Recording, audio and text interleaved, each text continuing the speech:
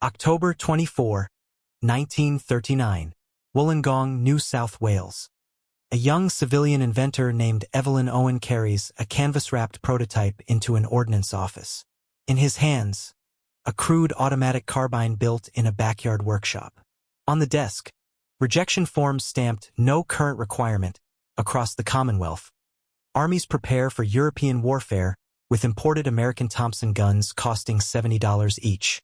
Australian staff officers expect any conflict to mirror the trenches of 1914 through 18. Bolt rifles, grenades, discipline. Reality arrives differently. Within 18 months, Japan will enter the war. Supply lines stretch across oceans. Mud, rain, and volcanic dust choke weapons designed for European conditions. The rejected carbine, neglected, nearly scrapped, resurfaces in a sheet metal factory. Test officers immerse it in mud, rinse it briefly, and fire. It operates. Competitors jam.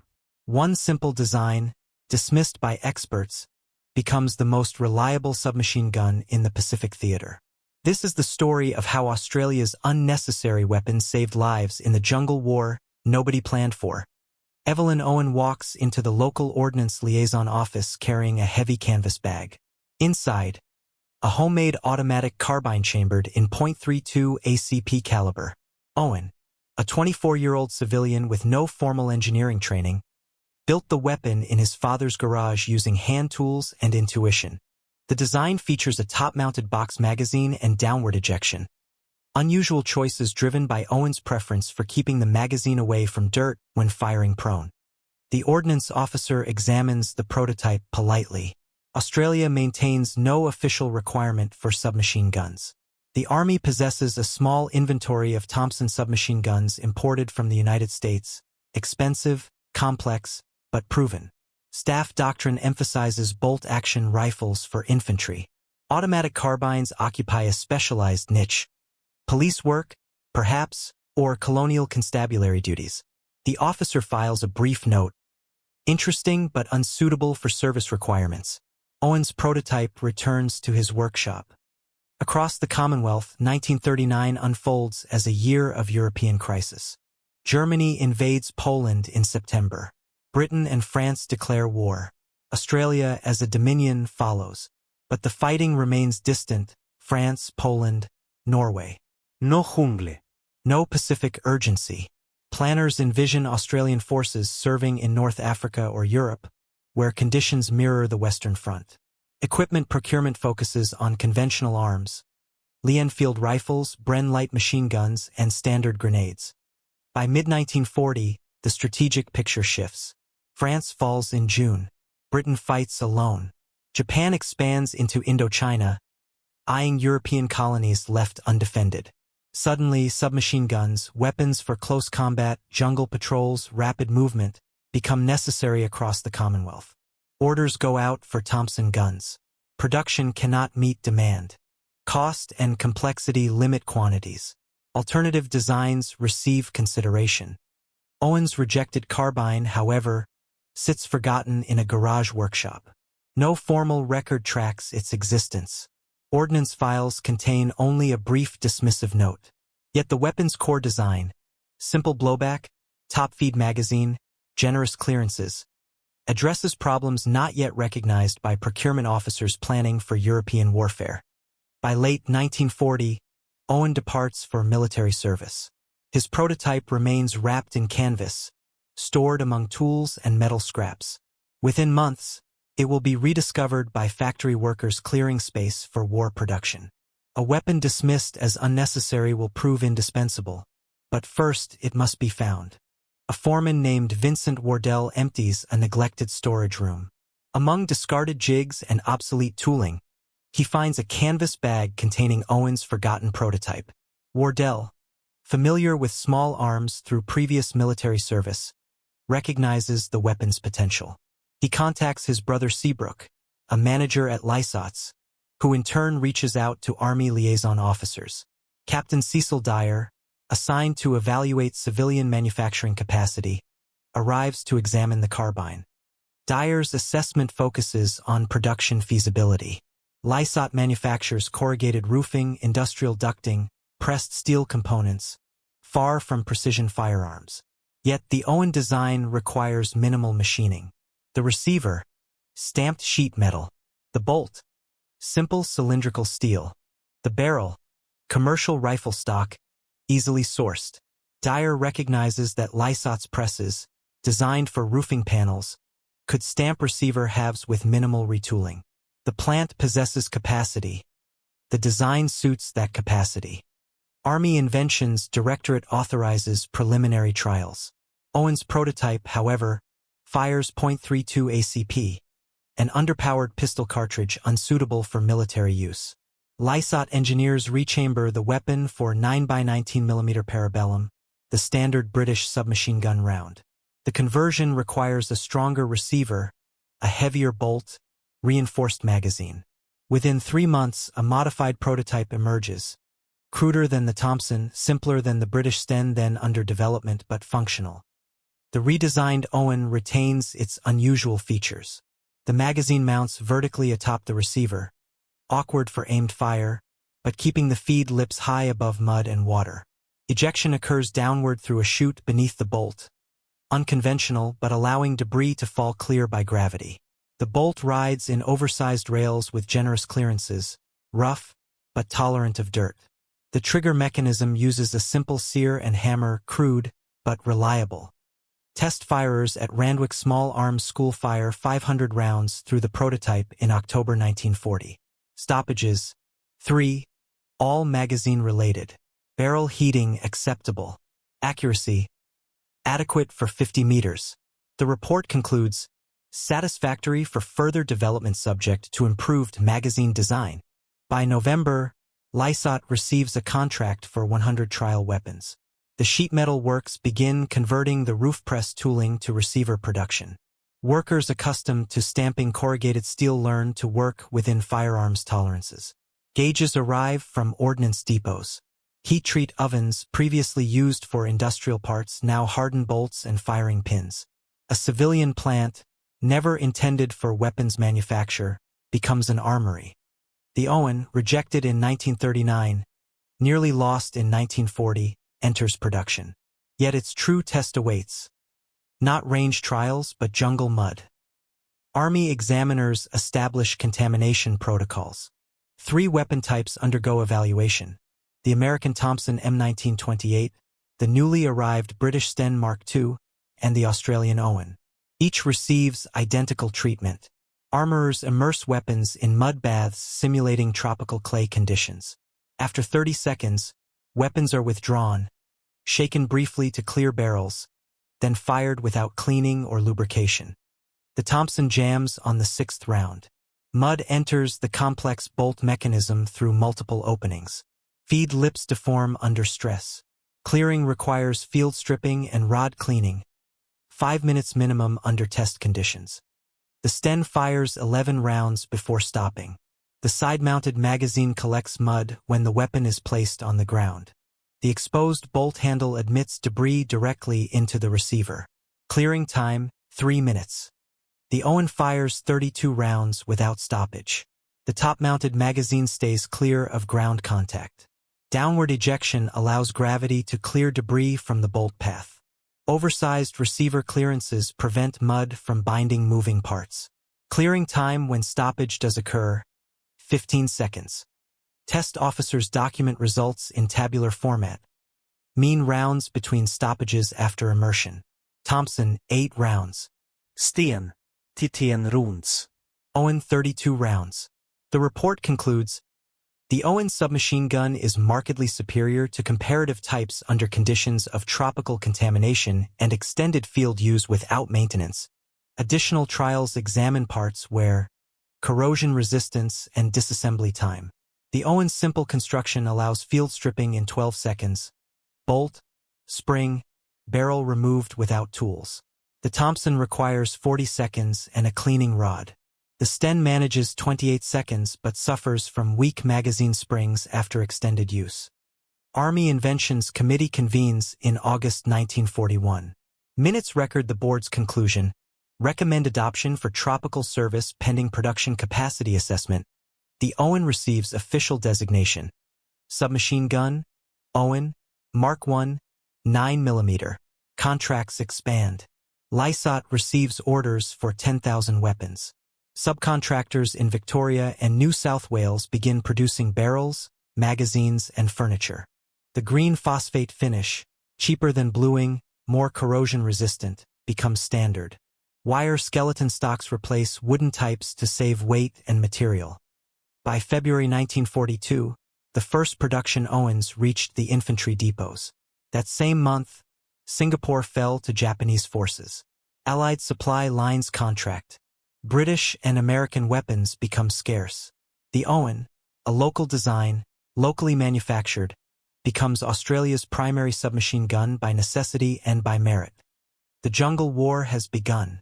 The weapon designed for it is ready. A section from the 39th Infantry Battalion halts on a clay ridge. Rain sheets through the canopy. Weapons glisten with water and volcanic mud.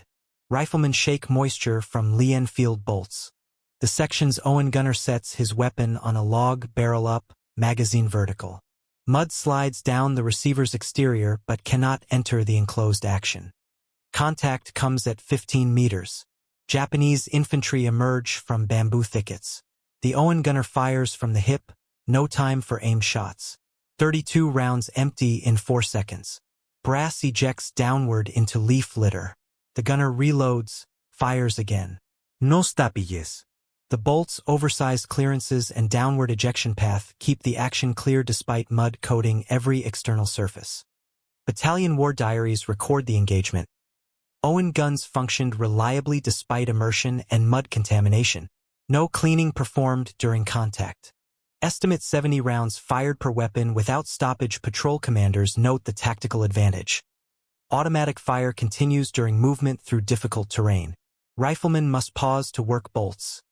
Owen gunners maintain pressure during rushes. By September, the Kokoda campaign evolves into a series of rearguard actions. Australian forces withdraw through impossible terrain.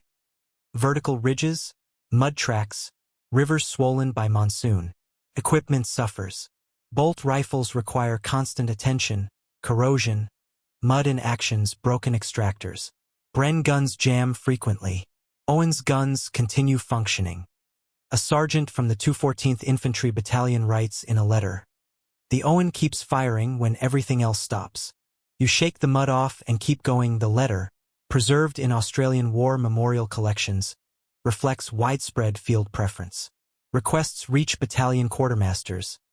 Issue Owens to scouts, to forward sections, to anyone likely to make first contact. Combat reports document the weapon's limitations. Effective range, 50 meters. Accurate only to 30. Ammunition consumption, high. Weight when loaded, 10 pounds. Yet reliability outweighs drawbacks. A weapon that fires in mud saves lives. A weapon that jams kills its user. By November, Japanese forces withdraw from the Owen Stanleys. Australian patrols pursue through the same terrain that tested their equipment. Owen guns, covered in rust, dented, stocks cracked, continue operating. Armorers note minimal parts wear despite continuous field use. The weapon's crude tolerances, criticized during peacetime trials, prove ideal for jungle warfare. The Owen has passed its first test. The enemy has noticed. Intelligence officers examine captured documents under kerosene lamps. Maps, orders, personal diaries, the usual harvest of a defeated position. One notebook, taken from a Japanese NCO killed at Guinea, contains unusual entries. The writer describes Australian patrols, equipment, tactics, weapons. A passage dated November 15th reads, "Enemy carries a short green gun with a magazine on top. Fires many rounds even in the rain. Cannot capture for study. Australians guard these weapons closely." Allied translators note the observation. Japanese infantry doctrine emphasizes individual marksmanship and bayonet combat. Automatic weapons serve support roles. Light machine guns at squad level, grenade launchers for indirect fire. The concept of a personal automatic carbine contradicts Japanese tactical philosophy. Yet captured diaries acknowledge the weapon's effect. Sustained close-range fire disrupting Japanese advances. suppressing grenade teams, dominating short-range engagements. A second captured document, a company commander's report from early December, describes an engagement near Saputa. Australian section armed with automatic carbines maintained fire during withdrawal through swamp. Our forces unable to close. Estimate 100 rounds fired per enemy soldier. The report exaggerates. Few Australians carried Owens in early December, but reflects enemy perception of firepower. Intelligence summaries circulate to Allied units. The Owens reputation grows not only from Australian reports but from enemy acknowledgement. Psychological effect matters. Japanese infantry, trained for close combat, face opponents with automatic weapons functioning in conditions that disable Japanese Type 100 submachine guns. The Type 100, a complex selective-fire weapon derived from the German MP-18, proves unreliable in tropical mud. Captured examples examined by Australian armorers show intricate machining, tight tolerances, multiple small parts, everything that makes the Owen crude by peacetime standards and superior in jungle warfare. By January 1943, Allied commanders issued instructions. Owen guns will not be abandoned or left in forward positions. Weapons will be carried out or destroyed if retrieval is impossible. The order reflects tactical value.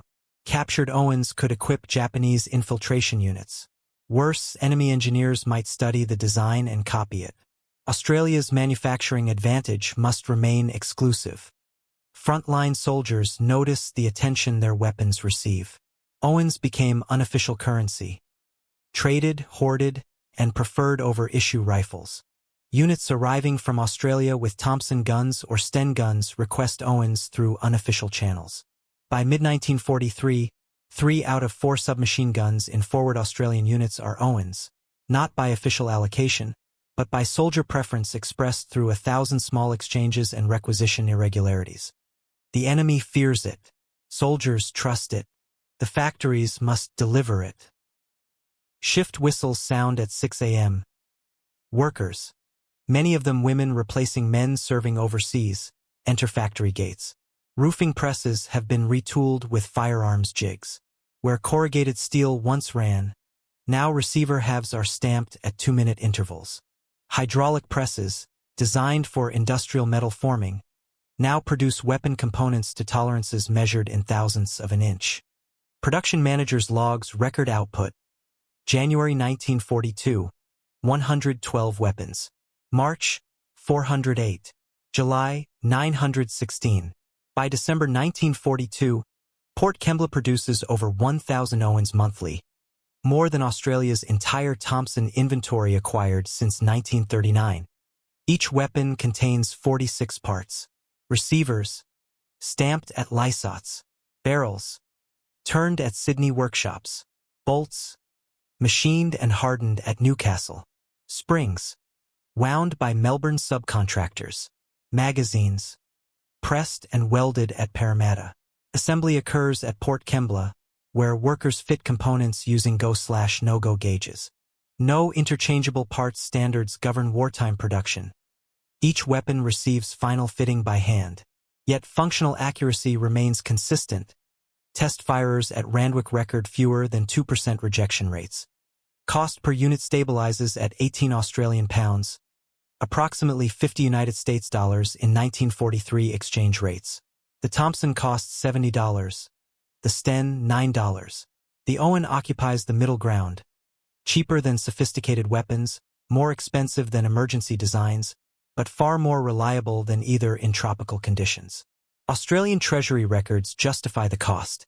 Superior field performance reduces casualties and increases operational effectiveness. Cost per effective round fired favors Owen over alternative types.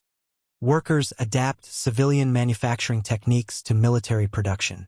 Sheet metal workers learn firearm tolerances.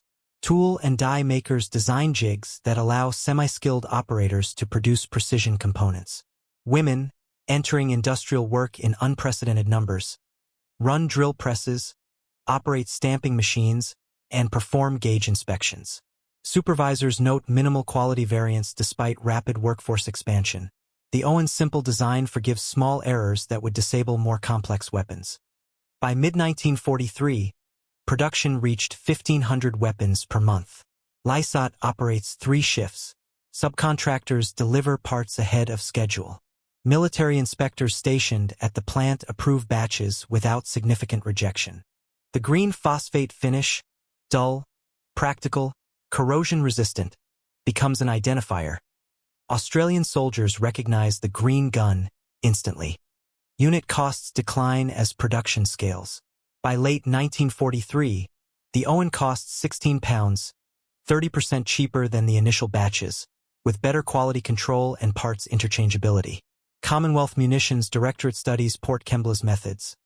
Civilian industry, never designed for weapons manufacture, achieves output and quality matching purpose-built arsenals. The factory war, fought with presses, jigs, and gauges, delivers weapons faster than the shooting war consumes them. By 1944, Australian units carried more Owen's guns than any other submachine gun.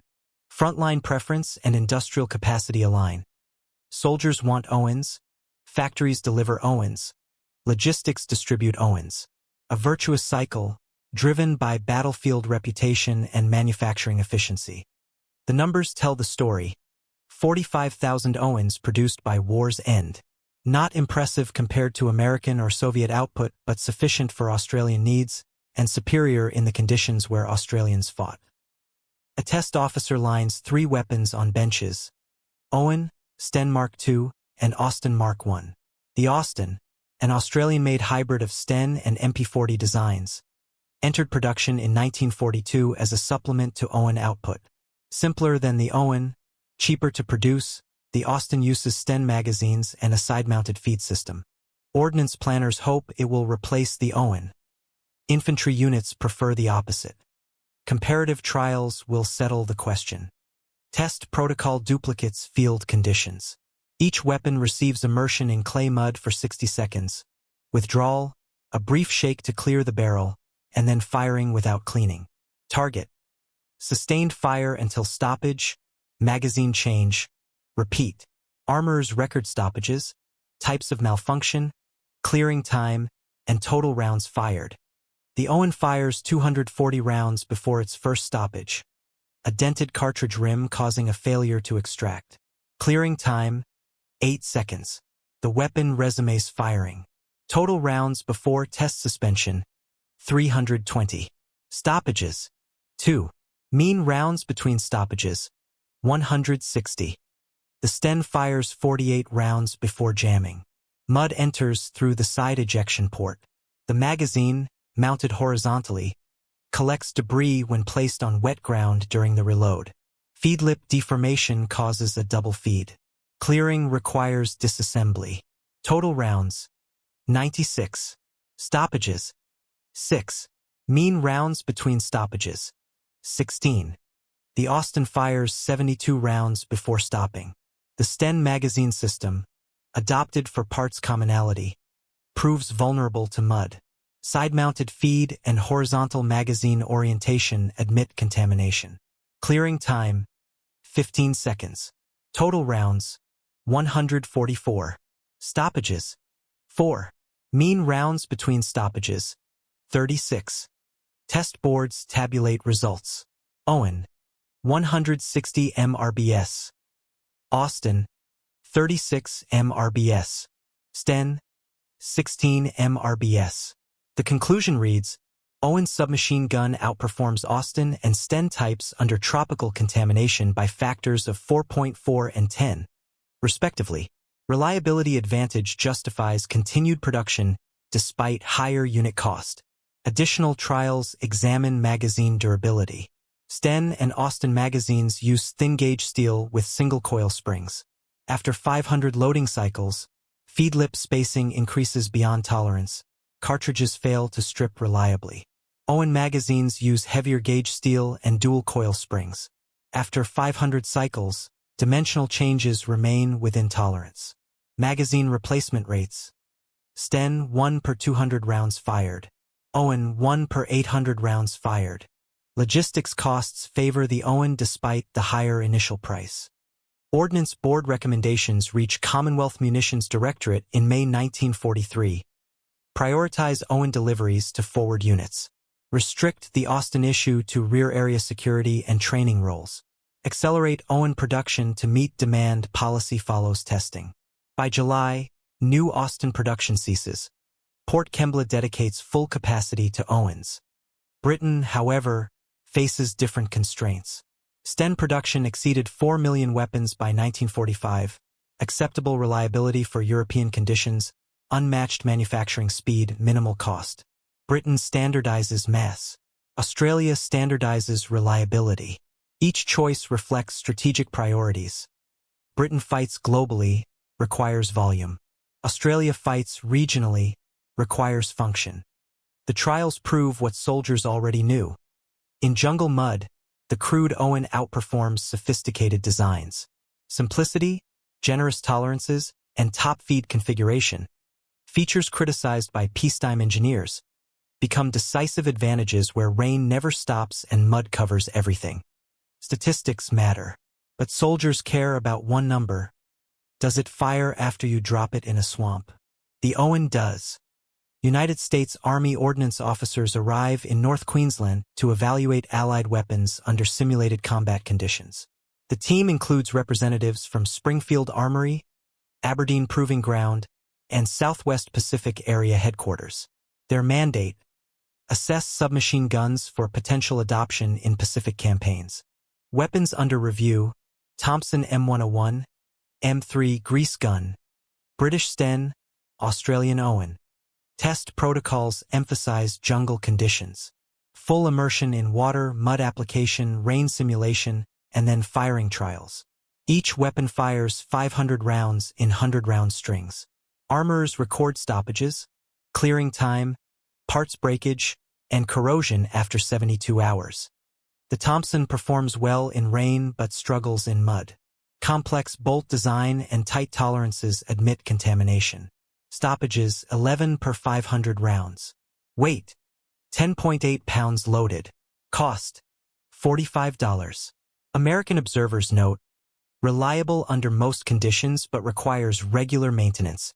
The M3, America's answer to the Sten, shows mixed results. Simple blowback design handles contamination better than the Thompson, but the side-mounted magazine and stamped construction create feed problems. Stoppages: 17 per 500 rounds. Weight: 8.2 pounds loaded. Cost: $20. Note: adequate for European theater. Marginal for extended tropical use. The Sten confirms its reputation. Cheap, functional in clean conditions, vulnerable to contamination. Stoppages: 23 per 500 rounds. Weight: 7.2 pounds loaded. Cost: $9. Note: emergency weapon. Acceptable for rear areas. The Owen surprises American observers. Stoppages: for per 500 rounds, lower than any weapon tested. Post-immersion firing without cleaning. Successful. 72-hour corrosion test. Minimal rust, easily cleaned. Weight: 9.3 pounds loaded. Cost: $50. The report concludes: Owen Gun operates reliably after full immersion without cleaning. Top magazine and downward ejection contribute to superior contamination resistance. Recommend continued Australian production for theater-specific use. A United States liaison officer writes, "The Owen does one thing better than anything we have. It works when it gets wet and dirty." The comment appears in Southwest Pacific Area Ordnance summaries. Yet no American adoption follows. Logistics dominate. United States forces carry millions of Thompson and M3 guns. Supply chains, training programs, and spare parts inventories all support American weapons. The Owen's superior jungle performance cannot overcome logistical inertia. Australian observers note the irony. American tests confirm what Australian soldiers knew in 1942, but strategic decisions reflect production capacity, not field performance. The United States produces 20,000 submachine guns weekly across multiple arsenals. Australia produces 1,500 monthly at one plant. Volume trumps quality when both sides need millions of weapons. The Innisfail report validates Australian choices. Britain chose mass production, the Sten. America chose existing supply chains, the Thompson and M3. Australia chose tropical reliability, the Owen. Each decision suits national circumstances. Britain rebuilds after Dunkirk, America arms global forces, and Australia fights regionally with limited industry. By late 1943, the Owen's reputation extended beyond Australian units. New Zealand forces request Owens for Pacific service. British units in Burma inquire about procurement. American infantry officers in New Guinea trade cigarettes and rations for captured Owens. Official supply channels cannot meet demand. Unofficial exchanges fill gaps. The best jungle submachine gun remains uniquely Australian, not by choice, but by capacity.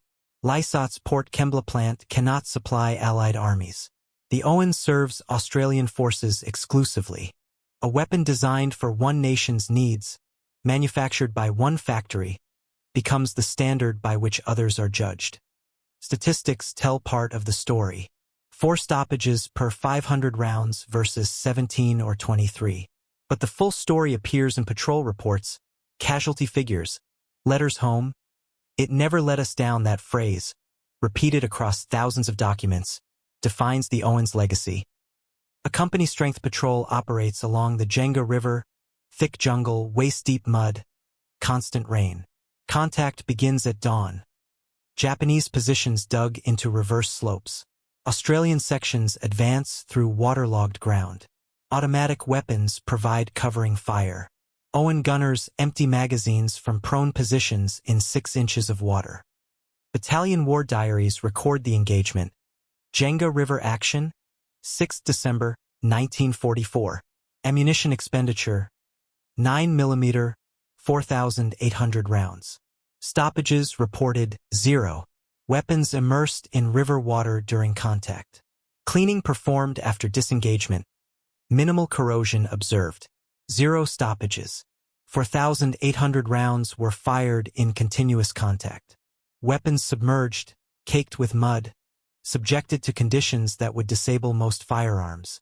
Yet every Owen functioned. Company commanders note the tactical advantage. Sustained automatic fire maintains pressure during advances through impossible terrain. Riflemen advance between bursts. Owen gunners keep enemy positions suppressed. Armorers examine weapons after the engagement. Extractors show wear. Barrels accumulate carbon. Yet no part failures, no cracked receivers, no broken springs. The Owen's crude construction, criticized by engineers, mocked by peacetime reviewers, proves indestructible under combat stress. Tolerances so loose that mud passes through without jamming. Steel so thick that corrosion remains superficial. Designed so simply that no complex part can break. By late 1944, Owen's preference becomes formalized. Equipment tables for assault platoons specify 2 Owens per section, 1 for the scout, 1 for the section leader. Rifle sections receive 1 Owen. Support sections carry Bren guns. The distribution reflects tactical doctrine. Automatic carbines for close-range shock, rifles for controlled fire, machine guns for sustained support. Commanders document performance metrics. Average rounds fired per contact. Owen, 48. Rifle, 6. Bren, 92. Stoppages per 1,000 rounds. Owen, 0.8. Rifle, 0.3. Bren, 2.1. The Owen occupies the middle ground, more reliable than machine guns, less accurate than rifles, but optimized for jungle engagement ranges where most combat occurs inside 50 meters. Requests reach logistics depots. Replace all remaining Sten and Austin guns with Owens. Supply officers respond. Production limited. Prioritize forward units. By December 1944, 78% of submachine guns in assault battalions are Owens. Rear area units, base security, and training establishments retain older weapons. The best equipment goes forward, a principle driven by soldier demand, validated by statistics, reinforced by combat results. A 25th Brigade after-action report summarizes, Owen Gun proved indispensable during Bougainville operations. Reliability under adverse conditions exceeded all expectations. No weapons were lost to mechanical failure. Soldiers express complete confidence in the weapon. Complete confidence. In military reports, documents typically measured and cautious, such statements are rare. The Owen earned trust through repeated performance. It fired when needed, every time, under conditions that defeated everything else. That trust, documented in thousands of reports, became the weapon's true legacy. Armorers at Forward Supply Depot's catalog recovered weapons. Most are Japanese. Type 38 rifles, Type 96 machine guns, grenade launchers. Occasionally, Allied weapons appear, captured during successful Japanese attacks, retrieved after Australian withdrawals. Among these, Owens, repainted, serial numbers overstamped, sometimes fitted with makeshift slings or modified stocks. Intelligence officers document the pattern. Captured weapons typically suffer neglect, corrosion, broken parts, and cannibalization for spares. Yet recovered Owens shows careful maintenance. Barrels cleaned, actions oiled, magazines intact.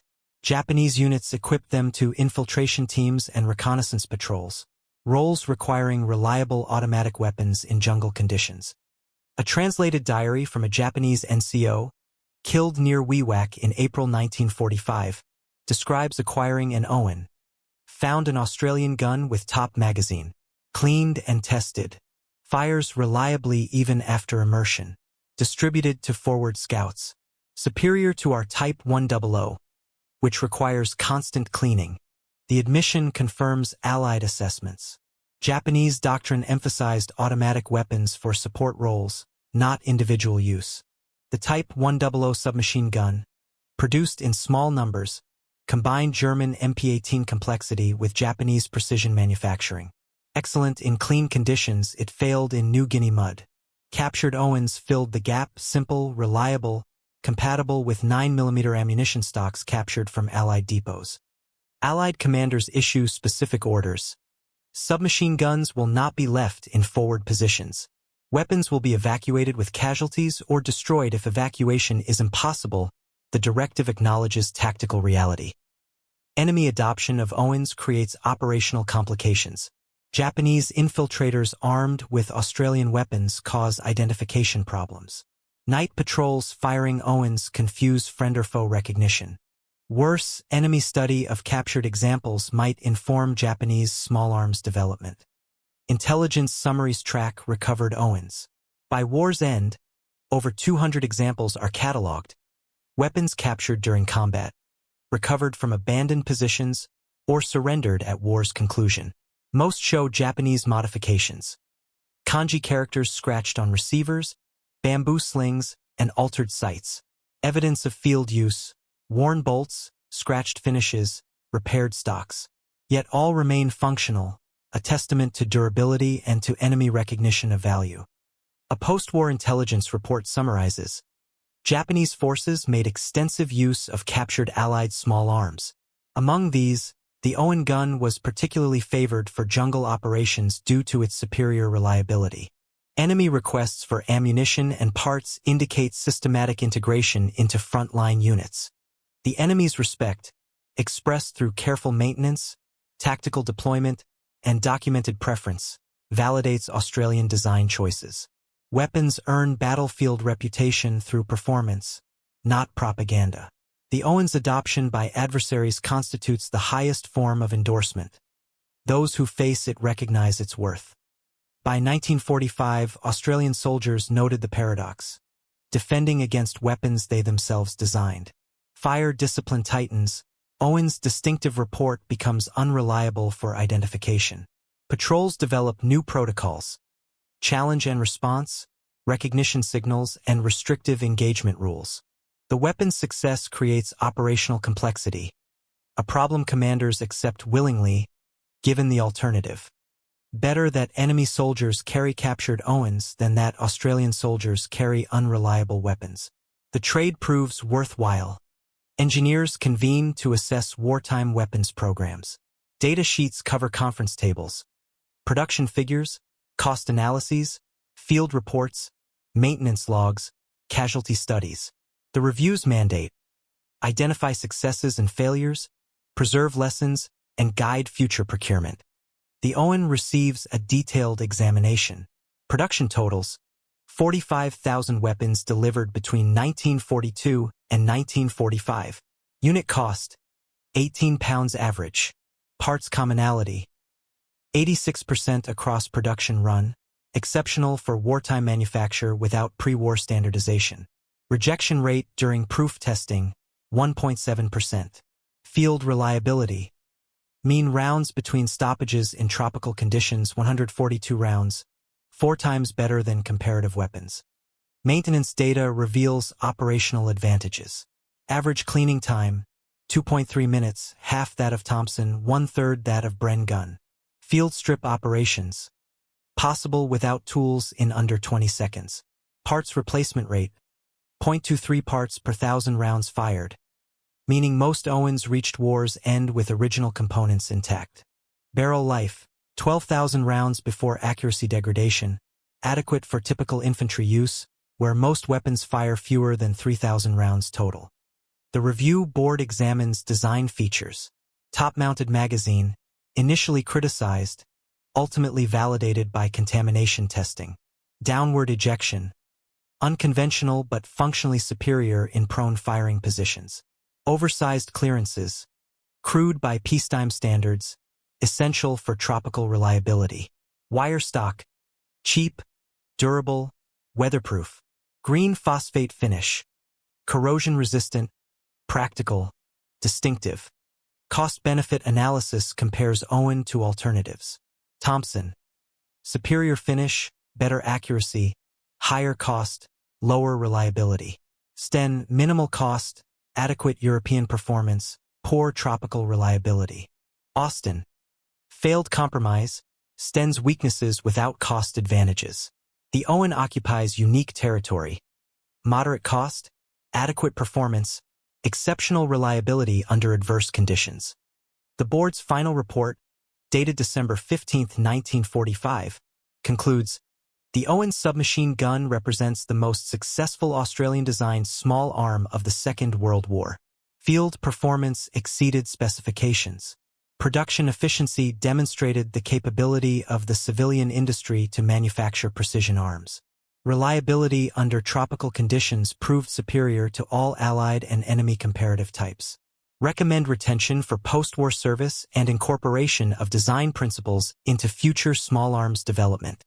The review validates Evelyn Owen's backyard experiment, Lysot's industrial adaptation, and soldiers' field assessments. A weapon rejected in 1939, dismissed as crude by ordnance engineers, proves decisively superior where superiority matters: combat reliability under impossible conditions. Statistics tell the story: 45,000 manufactured, 44,000 delivered to units, 43,000 still serviceable at war's end. Less than 2.3% lost to mechanical failure. Casualties, captures, and operational losses account for most missing weapons. Engineering success is measured not by elegance but by function. Did it work repeatedly under stress? The Owen worked. The numbers prove it. The soldiers who carried it knew it. The enemy who faced it acknowledged it. Engineering vindication requires no further evidence. Peace brings equipment reassessment. Armories overflow with wartime weapons. Lee Enfield's, Owen guns, Owen's guns, and captured enemy arms. Staff officers debate retention versus replacement. Modern warfare, they argue, requires modern weapons. Jet aircraft, atomic weapons, mechanized divisions. Surely 1945 designs are obsolete. Yet Owens remains in frontline inventories. Armorers refurbish stored weapons. Replace springs, re-blue worn surfaces, test fire at ranges. Equipment tables for infantry battalions retain Owen specifications, 2 per rifle section, standard issue for scouts and section leaders. No replacement submachine gun enters production. The F1 design, intended to succeed the Owen, remains under development through the late 1940s. Korea erupts in June 1950. The 3rd Battalion, Royal Australian Regiment, deploys to Korea in September. They carry Owens, weapons designed for the tropical jungle, now serving in the Korean winter. Soldiers wonder, will a weapon optimized for mud and heat function in snow and cold? Battalion maintenance logs provide answers. November 1950 through February 1951. Owen stoppages recorded during winter operations, 3.1 per thousand rounds. Lee Field rifle stoppages, 2.8 per thousand. Bren gun stoppages, 5.2 per thousand. The Owen performs acceptably, not optimal but adequate. Cold weather lubrication practices, developed through trial, keep actions functioning. The weapon's simple blowback design tolerates temperature extremes. Generous clearances prevent ice binding. Combat reports from Kapyong, April 1951. Note: Owen guns provided effective close-range fire during night defensive action. No mechanical failures recorded. Soldiers express continued confidence despite the age of weapons. 10 years after adoption, 5 years after production ceased, the Owen remains trusted. Not because newer weapons fail to exist, the American M3, British Sterling, even improved Stens are available, but because soldiers know the Owen works. Institutional conservatism, in this case, serves survival. By 1953, replacement planning accelerates. The F-1 submachine gun, incorporating Owen principles, top magazine, simple blowback, generous clearances, enters production. It will serve Australian forces into the 1960s. The Owen's active service concludes not through failure but through obsolescence. Newer designs offer similar reliability with lighter weight and better ergonomics. Yet Owens remained in reserve stocks through the 1970s. Training units issue them to recruits. Police agencies adopt surplus military weapons. Private owners, where permitted, purchase deactivated examples. The green gun, symbol of Australian ingenuity, proof of industrial capability, veteran of jungle and mountain warfare, transitions from service weapon to historical artifact. A weapon optimized for tropical mud proved equally dependable in Korean sleet. Engineering excellence transcends specific conditions. Reliability is universal. Display cases in the Australian War Memorial hold a green-painted submachine gun. The placard reads, Owen Gun, Mark I, 9mm. Serial number OM15207. Manufactured Port Kembla, 1943. Service: New Guinea, Bougainville, Korea. Donated by veteran J. Morrison, 2nd 14th Infantry Battalion. Visitors pause before the exhibit. The weapon appears crude. Stamped metal receiver, simple wire stock, top-mounted magazine creating an awkward profile. Yet combat history contradicts aesthetic judgments. Test reports, maintenance logs, casualty studies, documents preserved in National Archives collections demonstrate what appearance conceals. Battlefield supremacy under conditions that defeated sophisticated designs. Oral history interviews capture veteran perspectives. A former corporal, recorded 1992. The Owen never let us down. You could drop it in mud, drag it through a river, leave it out in the rain. Next day, shake it off and it fires. Saved my life more than once. The Australian War Memorial Collection contains 217 similar testimonies. Consistent theme: reliability under impossible conditions. Technical historians analyze the Owen's legacy. Its influence appears in the F-1 submachine gun, Australia's post-war design retaining top-feed configuration and simple blowback operation. Later Australian small arms development emphasizes reliability over sophistication, field performance over peacetime elegance. The Owen established doctrine: weapons must function first, excel second. Museum curators note public interest. School groups study the Owen as an example of industrial innovation under pressure. Engineering students examine design trade-offs: complexity versus reliability, precision versus durability, cost versus performance. The weapon becomes a case study: how a limited industrial base produced equipment superior to products of major arsenals. Vétéran Association Préservée Regimentale Historie. Unit chronicles cite the Owen's contribution: reliable automatic fire during advances, suppressive fire during withdrawals, and continued function during extended operations. Statistics document impact. Battalions equipped with Owens recorded fewer casualties during jungle combat compared to units with other submachine guns. Correlation suggests causation: better weapons improve survival. Yet the Owen remains relatively unknown outside Australia. No foreign adoption, no post-war export sales, no popular culture presence. Unlike the Thompson or Sten, weapons recognized globally, the Owen occupies an obscure niche, specialist knowledge for military historians and firearms enthusiasts. The anonymity seems appropriate. The weapon served a specific purpose under specific conditions. Australian forces, fighting in tropical environments, required reliable automatic carbines. Civilian industry adapting peacetime capabilities produced them. Soldiers testing weapons under combat stress validated them. The story contains no mysteries, no dramatic reversals, only competent engineering meeting urgent need. Among Commonwealth submachine guns used in jungle warfare, the Owen remains the best documented for reliability after deliberate contamination. Test reports, rather than anecdotes, establish reputation. War diaries, not propaganda, record performance. Maintenance logs, not memorial speeches, prove durability. The Owen's legacy rests on documented fact. It worked. In military terms, no higher praise exists. Aesthetics, sophistication, technological elegance, all subordinate to function. The crude green gun, rejected in peacetime, saved lives in war. History asks nothing more of weapons. Soldiers expect nothing less. A backyard inventor's prototype became a nation's standard arm. A sheet metal factory became an armory. A weapon dismissed as unnecessary became indispensable. The story concludes not with drama but with quiet vindication. Recognition that practical solutions, honestly applied, defeat elegant failures.